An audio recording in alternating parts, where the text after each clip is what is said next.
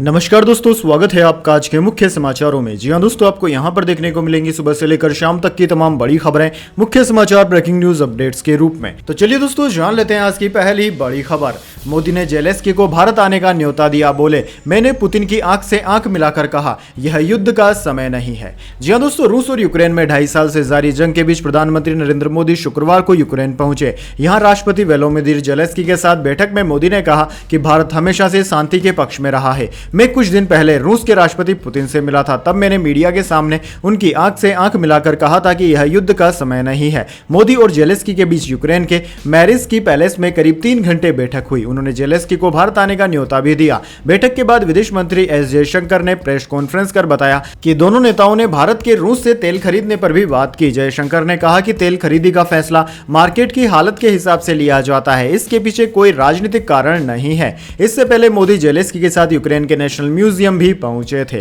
चलिए दोस्तों, जान लेते हैं अगली खबर। बदलापुर यौन शोषण केस, एमवीए ने महाराष्ट्र बंद वापस लिया। मुंबई हाईकोर्ट का आदेश, किसी पार्टी को बंद बुलाने का अधिकार नहीं।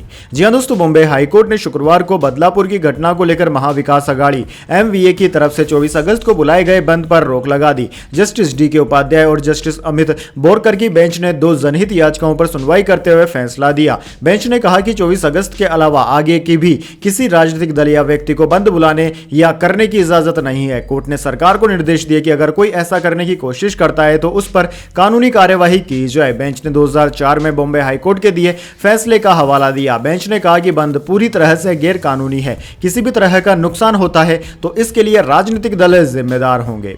चलिए दोस्तों, जान लेते हैं अगली खबर। युद्ध खत्म करने के लिए हमारे पक्ष में आए भारत, प्रधानमंत्री मोदी से मीटिंग के बाद बोले जेलेंस्की। जी हां दोस्तों, प्रधानमंत्री मोदी ने शुक्रवार को यूक्रेन का दौरा किया। प्रधानमंत्री मोदी से मुलाकात के बाद यूक्रेन के राष्ट्रपति वोलोदिमीर जेलेंस्की ने आज तक से बातचीत करते हुए कहा कि हम चाहते हैं कि युद्ध समाप्ति के लिए भारत हमारी तरफ आए, न कि कोई बैलेंसिंग कदम उठाए। उन्होंने कहा कि अगर भारत रूसी तेल नहीं खरीदता है तो इससे रूसी युद्ध समाप्त हो जाएगा। जेलेंस्की ने प्रधानमंत्री मोदी के दौरे को ऐतिहासिक बताया। उन्होंने कहा कि वह जल्द भारत आना चाहते हैं, भारत के लोगों और प्रधानमंत्री मोदी तक पहुंचना चाहते हैं। यूक्रेनी राष्ट्रपति ने कहा कि अगर भारत रूस से तेल नहीं खरीदेगा तो इससे रूसी युद्ध समाप्त हो जाएगा। चलिए दोस्तों, जान लेते हैं अगली खबर। यूपी की बस नेपाल में नदी में गिरी, 27 यात्रियों की मौत, 40 से ज्यादा लोग सवार थे। पोखरा से काठमांडू जाते समय हुआ हादसा।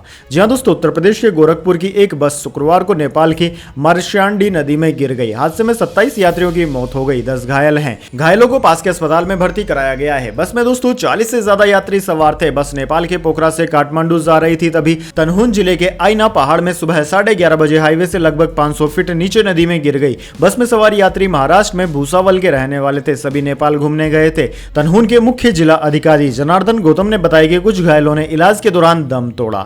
चलिए दोस्तों, जान लेते हैं अगली खबर। शरद पवार बोले केंद्र ने जासूसी के लिए Z+ सुरक्षा दी। विधानसभा चुनाव से पहले शायद उन्हें कोई जरूरी जानकारी चाहिए। जी हां दोस्तों, नेशनलिस्ट कांग्रेस पार्टी SCP प्रमुख शरद पवार ने गुरुवार को केंद्र पर जासूसी करने का आरोप लगाया। नवी मुंबई में पत्रकारों से बातचीत करते हुए उन्होंने कहा कि हो सकता है कि मेरी इंफॉर्मेशन निकालने के लिए मेरी सिक्योरिटी बढ़ाई गई है। महाराष्ट्र में विधानसभा चुनाव आने वाले हैं, शायद उन्हें कोई जरूरी जानकारी चाहिए, इसलिए यह अरेंजमेंट किया गया होगा। गृह मंत्रालय के अधिकारी ने मुझे बताया कि मोहन भागवत और अमित शाह की भी सुरक्षा बढ़ाई गई है। दरअसल दोस्तों, केंद्र सरकार ने 21 अगस्त को महाराष्ट्र में मराठा आरक्षण विरोधी प्रदर्शनों को देखते हुए शरद पवार को Z+ सिक्योरिटी दी गई थी। 10 अतिरिक्त CRPF जवान पवार की सुरक्षा में तैनात किए गए हैं। चलिए दोस्तों, जान लेते हैं अगली खबर। 12 मिनट में अस्पताल तैयार, क्या है भीष्म क्यूब। प्रधानमंत्री मोदी ने जेलेंस्की को दिया ऐसा गिफ्ट जिसे देख पूरी दुनिया है हैरान। जी हां दोस्तों, यूक्रेन के 1991 में स्वतंत्र होने के बाद यह पहली बार है कि किसी भारतीय प्रधानमंत्री ने इस देश की यात्रा की है, और यह दौरा ऐसे समय में हो रहा है जब यूक्रेन ने हाल ही में रूसी क्षेत्र में आक्रामक सैन्य अभियान चला रखा है। पोलैंड से लगभग 10 घंटे की ट्रेन यात्रा के बाद कीव पहुंचे प्रधानमंत्री मोदी ने शुक्रवार को कीव में राष्ट्रपति वोलोदिमीर जेलेंस्की के साथ व्यापक वार्ता की और यूक्रेन तथा रूस के बीच जारी संघर्ष का समाधान निकालने के लिए एक दूसरे से बातचीत की जरूरत पर बल दिया। वहीं दोस्तों, युद्धग्रस्त यूक्रेन के दौरे पर पहुंचे प्रधानमंत्री मोदी ने वहां पहुंचकर स्पष्ट कर दिया कि वह शांति संदेश को लेकर आए हैं। पीएम मोदी ने कीव में यूक्रेनी राष्ट्रपति वोलोदिमीर जेलेंस्की को सहायता सौंपी, जिसके बारे में जानकर पूरी दुनिया हैरान है। दरअसल दोस्तों, भारत ने यूक्रेन को चिकित्सा सहायता का भीष्म क्यूब सौंपा है। भीष्म क्यूब यानी कि चलता फिरता अस्पताल है। चलिए दोस्तों जान लेते हैं अगली खबर। पुणे पोस्ट केस, नाबालिग के पेरेंट्स को जमानत नहीं, कोर्ट बोला सड़क पर इंजीनियर्स के खून सूखने से पहले इन्होंने सबूतों से छेड़छाड़ शुरू कर दी। जी हां दोस्तों, पुणे की एक कोर्ट ने पोस्ट केस मामले में नाबालिग लड़के के पेरेंट्स सहित 6 लोगों की जमानत याचिका गुरुवार को रद्द कर दी। कोर्ट ने कहा कि आरोपियों ने एक्सीडेंट के बाद सड़क पर सॉफ्टवेयर इंजीनियर युवती का खून सूखने से पहले सबूतों से छेड़छाड़ शुरू कर दी थी। पुणे के कल्याणी नगर इलाके में 18-19 मई की रात 17 साल 8 महीने के एक लड़के ने IT सेक्टर में काम करने वाले बाइक सवार युवक युवती को टक्कर मारी थी। दोनों की मौके पर ही मौत हो गई थी। घटना के समय आरोपी नशे में था।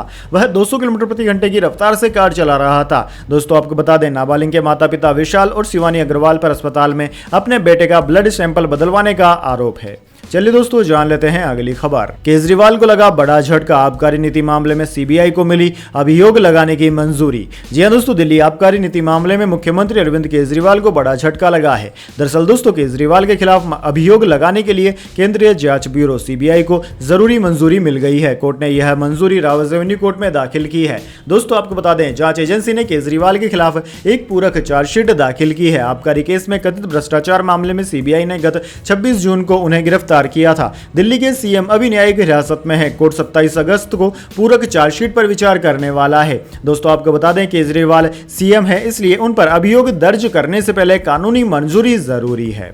चलिए दोस्तों जान लेते हैं अगली खबर। आरजीकर हॉस्पिटल में वित्तीय गड़बड़ी की जांच CBI करेगी। कलकत्ता हाईकोर्ट का आदेश, कोलकाता रेप मर्डर केस की जांच भी एजेंसी के हाथों में।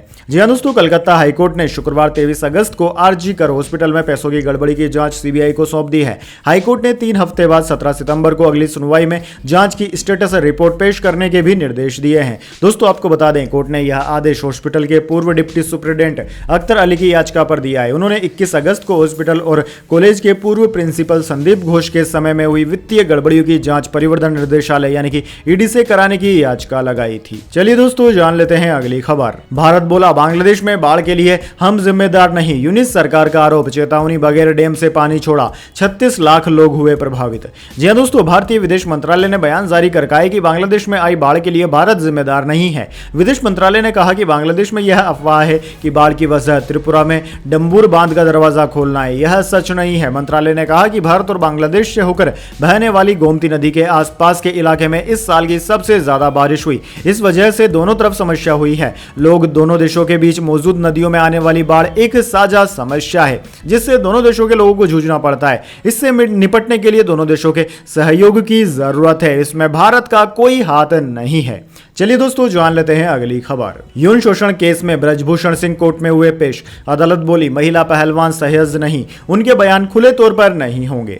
जी दोस्तों, भारतीय कुश्ती संघ WFI के पूर्व अध्यक्ष ब्रजभूषण शरण सिंह पर यौन शोषण का आरोप लगाने वाली महिला पहलवानों की सुरक्षा हटाने पर दिल्ली पुलिस ने जवाब दिया। कोर्ट में दिल्ली पुलिस ने कहा कि पहलवानों की सुरक्षा वापस नहीं ली गई है। यह निर्णय लिया गया है कि भविष्य में हरियाणा पुलिस से सुरक्षा की जिम्मेदारी संभालने का आह्वान किया जाए, क्योंकि उन्हें सुरक्षा मुहैया करवाई गई। वे आमतौर पर हरियाणा में ही रहते हैं। दिल्ली पुलिस ने कहा कि सुरक्षा में नियुक्त दिल्ली पुलिस के निजी सुरक्षा अधिकारियों ने इस निर्णय को गलत तरीके से समझा और पहलवानों की सुरक्षा के लिए आज देरी से पहुंचे। इसे सुधार लिया गया है। लगातार सुरक्षा मुहैया करवाई जा रही है। चलिए दोस्तों जान लेते हैं अगली खबर। नीरज चोपड़ा की ब्रांड वैल्यू 335 करोड़ रुपए हुई। क्रिकेटर हार्दिक पांड्या को पीछे छोड़ा। कोहली की ब्रांड वैल्यू में 29% की बढ़ोतरी।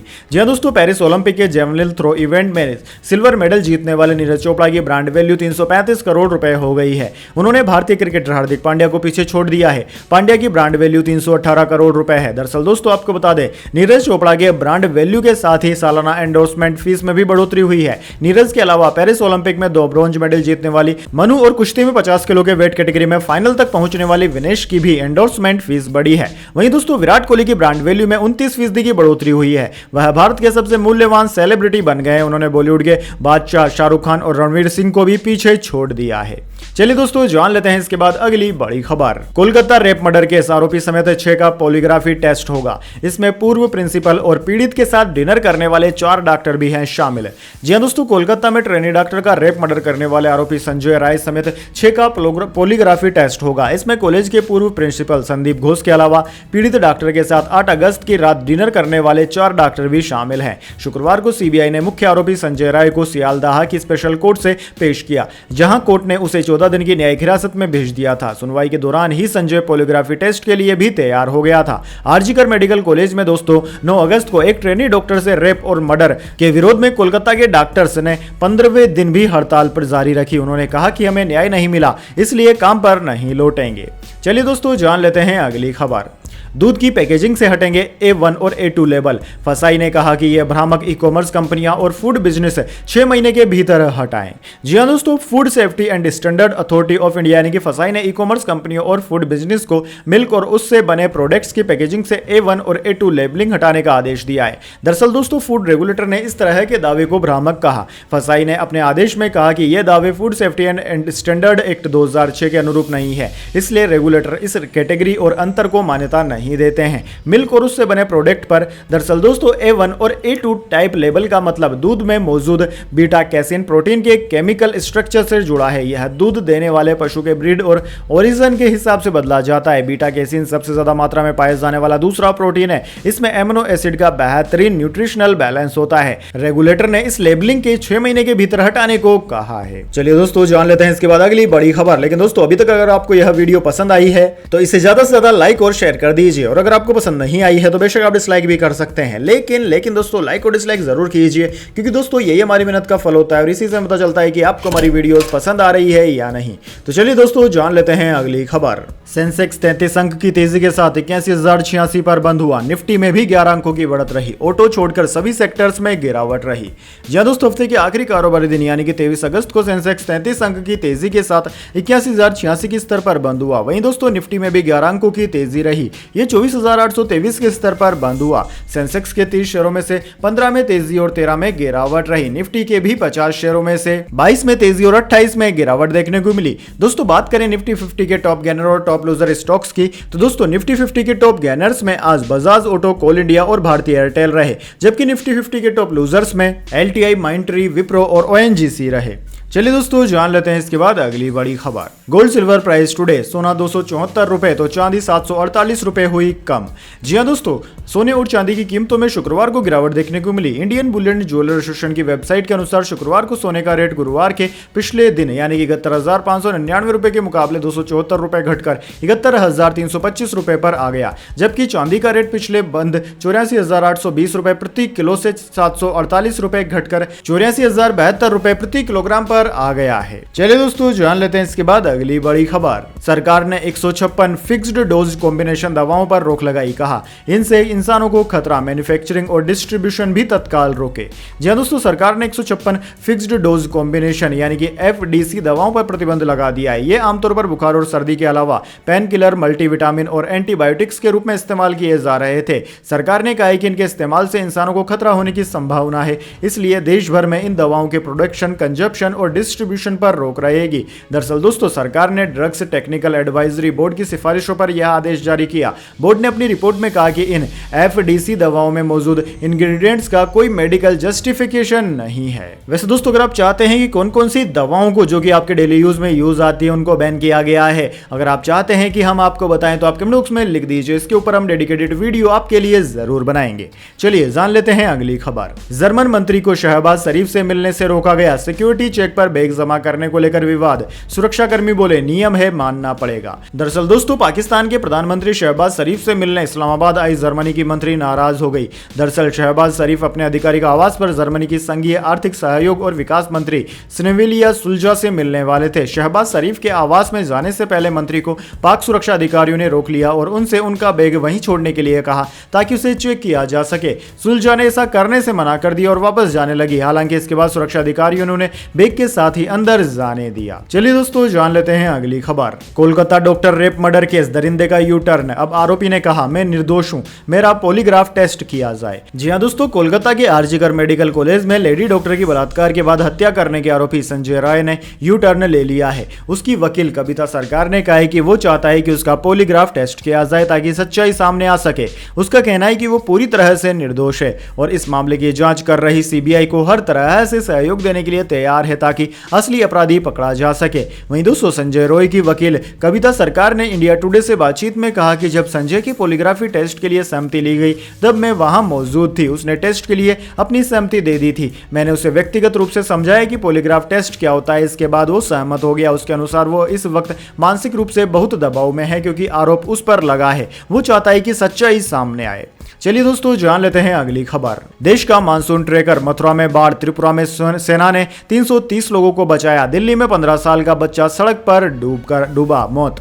जी हां दोस्तों, जन्माष्टमी के 3 दिन पहले मथुरा में तेज बारिश के कारण बाढ़ जैसे हालात बन गए। रेस्क्यू करने के लिए नगर निगम को जेसीबी मशीनें लगानी पड़ी। कई जगह सड़कें भी धंस गई। त्रिपुरा में पिछले 5 दिनों से भारी बारिश, बाढ़ और लैंडस्लाइड के कारण 17 लाख लोग प्रभावित हैं। वहीं दोस्तों 22 लोगों की मौत भी हो चुकी है। सेना ने 330 लोगों को बचा लिया। 65,000 लोग 450 रिलीफ कैंपों में हैं। उधर दोस्तों उत्तर प्रदेश के 10 जिलों के 80 से ज्यादा गांव बाढ़ से प्रभावित हैं। बलिया में गंगा और बाराबंकी में घाघरा नदी खतरे के निशान से ऊपर बह रही है।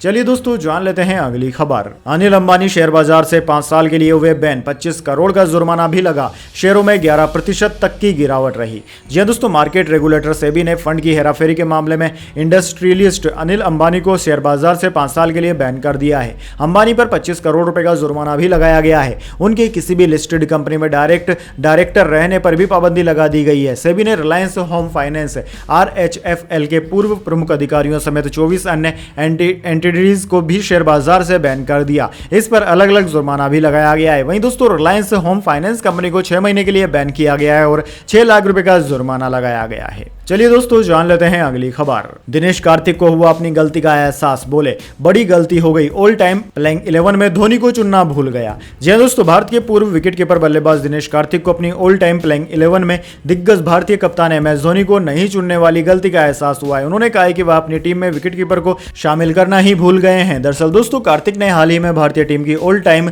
प्लेइंग 11 का चयन किया था। अपनी इस टीम में उन्होंने भारत के दिग्गज कप्तान MS धोनी को नहीं चुना था। इस पर फैंस की ओर से अलग अलग तरह के रिएक्शन देखने को मिले। अब इसको लेकर कार्तिक की ओर से सफाई दी गई है। चलिए दोस्तों जान लेते हैं अगली खबर। ब्रिटिश इन्फ्लुएंसर बोला प्रधानमंत्री बना तो भारत पर परमाणु हमला करूंगा, कहा मुझे भारत पसंद नहीं, बाद में पोस्ट डिलीट की। जी हां दोस्तों, ब्रिटेन के एक इन्फ्लुएंसर माइल्स रूटलेज ने सोशल मीडिया पोस्ट में भारत पर परमाणु हमला करने की धमकी दी। माइल्स ने यह पोस्ट बुधवार को एक्स पर किया था। हालांकि माइल्स का यह पोस्ट मजाकिया था। माइल्स ने लिखा कि मैं छोटी सी गलती पर भी भारत सहित कई देशों पर परमाणु हमला कर दूंगा, लेकिन बाद में माइल्स ने वह पोस्ट डिलीट कर दी। उसकी ऐसी पोस्ट के बाद इंटरनेट पर लोगों में आक्रोश फैल गया। कई लोगों ने माइल्स की पोस्ट का विरोध करते हुए कमेंट किया कि ऐसे ही एक कमेंट का जवाब देते हुए माइल्स ने लिखा है कि मुझे भारत पसंद नहीं। इसके अलावा उसने नस्लीय टिप्पणियां भी की है। चलिए दोस्तों जान लेते हैं अगली खबर। हरियाणा में ऑर्डर से गुस्साए बिजली कर्मी, जज की बिजली काटी, विभाग के खिलाफ दिया था फैसला। चपरासी से बोले हमें ऊपर से आदेश है। जी हां दोस्तों, हरियाणा के सोनीपत में बिजली निगम के कर्मचारियों ने सब डिविजनल जूनियर मजिस्ट्रेट के घर की बिजली काट दी। जज का घर खरखोदा में है। जज ने कुछ दिन पहले एक कंपनी के केस में बिजली निगम के खिलाफ फैसला सुनाया था, जिसके बाद बिजली निगम का दफ्तर भी सील हो गया था, जिसके बाद सप्लाई काटी गई है। वहीं दोस्तों जब जज से चपरासी ने इसका विरोध किया तो कर्मचारियों ने कहा कि हमारे पास ऊपर से आदेश है। चपरासी की शिकायत पर पुलिस ने बिजली कर्मचारियों के खिलाफ केस दर्ज कर लिया है। वहीं बिजली निगम के अधिकारी अब सफाई दे रहे हैं कि लाइन चेक करते वक्त जज के घर की बिजली गलती से कट गई थी। चलिए दोस्तों जान लेते हैं अगली खबर। केजरीवाल की जमानत याचिका पर सुनवाई 5 सितंबर तक टली। सीबीआई ने जवाब दाखिल करने के लिए सुप्रीम कोर्ट से समय मांगा। जी हां दोस्तों, सुप्रीम कोर्ट ने शराब नीति केस से जुड़े सीबीआई केस में सीएम अरविंद केजरीवाल की जमानत याचिका पर सुनवाई 5 सितंबर तक के लिए टाल दी है। दरअसल दोस्तों कोर्ट ने 14 अगस्त की सुनवाई में जांच एजेंसी से जवाब मांगा था। सीबीआई ने कोर्ट में बताया कि एक मामले में जवाब दाखिल कर दिया है, जबकि दूसरे केस में जवाब देने के लिए उसे और समय चाहिए। दरअसल दोस्तों केजरीवाल के वकील अभिषेक मनु सिंघवी ने कहा कि एक केस में सीबीआई का जवाब बुधवार रात 8 बजे मिला। एजेंसी की अपील पर कोर्ट ने सीबीआई को 1 हफ्ते का समय दिया है। उधर दोस्तों सीबीआई ने शुक्रवार को कहा कि उन्हें शराब नीति मामले में अरविंद केजरीवाल और आम आदमी पार्टी विधायक दुर्गेश पाठक पर केस चलाने की मंजूरी मिल गई है। तो दोस्तों यह थी आज की तमाम बड़ी खबरें। इसके बाद दोस्तों बारी आती है आज के माइंड क्यूज क्वेश्चन की। जी हां दोस्तों, एक आसान से सवाल का जवाब देकर आप जीत सकते हैं एक सरप्राइज गिफ्ट हमारे यूट्यूब चैनल की ओर से। तो दोस्तों आज का सवाल आपकी स्क्रीन पर आ चुका है। पेट्रोल से लगी आग को किस तरह से बुझाया जा सकता है? जी हां दोस्तों, अगर आप जानते हैं इस सवाल का जवाब तो जल्दी से कमेंट बॉक्स में लिख दीजिए। अगर दोस्तों आपका जवाब होता है एकदम सही और आप चुन जाते हैं लकी विजेता के रूप में, तो आपको मिल सकता है एक सरप्राइज गिफ्ट हमारे यूट्यूब चैनल की ओर से। तो दोस्तों जल्दी से अपना उत्तर कमेंट बॉक्स में लिख दीजिए, वीडियो को लाइक कर लीजिए और चैनल को सब्सक्राइब करके बेल आइकन भी दबा लीजिए। धन्यवाद। वंदे मातरम। जय हिंद, जय भारत।